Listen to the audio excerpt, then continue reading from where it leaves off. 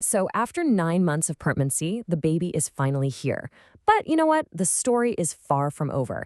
We need to talk about the fourth trimester. That's the 3 month period right after birth that's just as transformative as the 9 that came before it, but it's something we talk about way less. This is an absolutely huge time of healing, of adjustment, and of change for a new mother. Think about it. Giving birth is a marathon, right?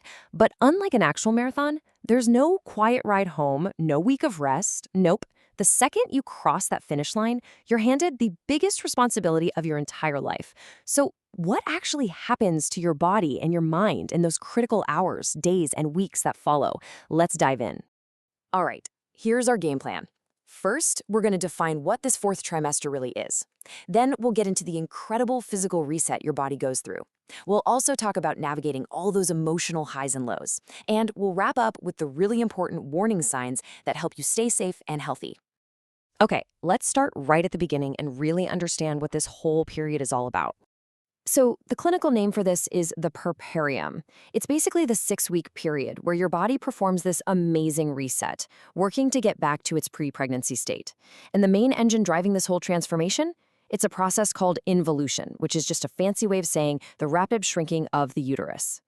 So, how does this involution thing actually work? What's really going on? Let's take a closer look at the key stages of this incredible physical recovery. Involution is all about the uterus. I mean, just think about this for a second. Over 9 months, your uterus grew from the size of a small pear to something like a watermelon that could hold a whole baby. And now, in just 6 weeks, it has to shrink all the way back down. It is, without a doubt, one of the most dramatic and rapid transformations the human body can go through. And you can see it right here in this diagram. That word fundus just means the top of the uterus. And you can see how it descends just a little bit every single day, making its way back down into the pelvis. This daily change is a real, tangible sign that your body is healing exactly like it's supposed to. So how is this progress even tracked? Well, doctors and nurses have a really simple but super effective method.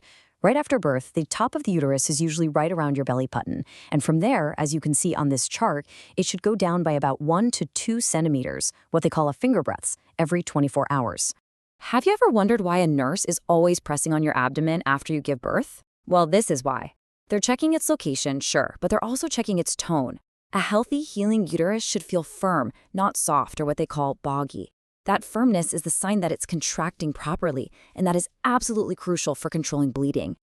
Now, here's a little pro tip.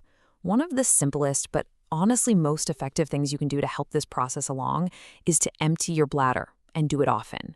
A full bladder can literally get in the way. It can push the uterus off to the side and make it much harder for those really important contractions to happen. It's such a small thing, but it has a huge impact on your recovery. Okay, the next major sign that your body is healing is something called lotia. This is the vaginal discharge you have after birth. And while it might seem a little alarming, it's a completely normal and necessary part of the process. It's just your uterus shedding its lining and healing that spot where the placenta used to be. The cool thing is, this healing process follows a really predictable color pattern. It starts as lochia rubra, that's bright red for a few days. Then it shifts to serosa, which is more of a pinkish-brown color. And finally, it turns into lochia alba, which is yellowish-white and can hang around for several weeks. Seeing this progression is a fantastic sign that you're healing just right. This visual guide is incredibly helpful for figuring out your flow. Scant is just a little spotting, while heavy means you're soaking a whole pad within an hour. Understanding these terms is so empowering because it helps you communicate really clearly and precisely with your doctor or nurse. So, with all these massive physical changes happening, it is absolutely no surprise that the emotional journey is equally intense. Let's talk about the highs and the lows of this psychological adjustment. You know, it's really helpful to think about this emotional adjustment in 3 phases. The first couple of days are what's called the taking in phase. You're naturally focused on yourself, on your own recovery, on just processing the birth. Then comes the taking hold phase. Your focus starts to shift and you become a student of your baby. You're eager to learn all their little cues. And finally, you move into the letting go phase, where you start finding a new rhythm as a whole family unit. During all this adjustment, an emotional roller coaster isn't just common, it's pretty much expected. I mean, look at this number. A staggering 70% of new mothers experience the baby blues. This is a temporary phase of mood swings and tearfulness, and it's driven by massive hormonal shifts. It is so important to know you are not alone in feeling this way. But, and this is a really big but, it's equally important to know the difference between the baby blues and something more serious. And the key difference? It's all about duration. The baby blues, they typically go away on their own within about 2 weeks. Postpartum depression, or PPD, that involves a much more intense sadness and exhaustion that just doesn't let up. If those feelings are still there after 2 weeks, that is your signal to reach out for professional support. This brings us to our final and maybe our most critical section. Knowing when to call for help isn't about being afraid, it's about being empowered. Recognizing these signs is one of the most important things you can do to protect your own health. Okay, if you remember one rule from this entire explainer, please make it this one. If you are bleeding enough to completely soak through a sanitary pad in 1 hour or less, that is a sign of what's called postpartum hemorrhage, and you need to get medical help immediately. And here are the other key signs you need to watch for. Some are signs of infection, like a fever that shows up after the first day, or any kind of foul-smelling discharge. Others are related to bleeding, like if you go back to heavy, bright red bleeding after it already started to get lighter, or if you're passing clots bigger than a $50.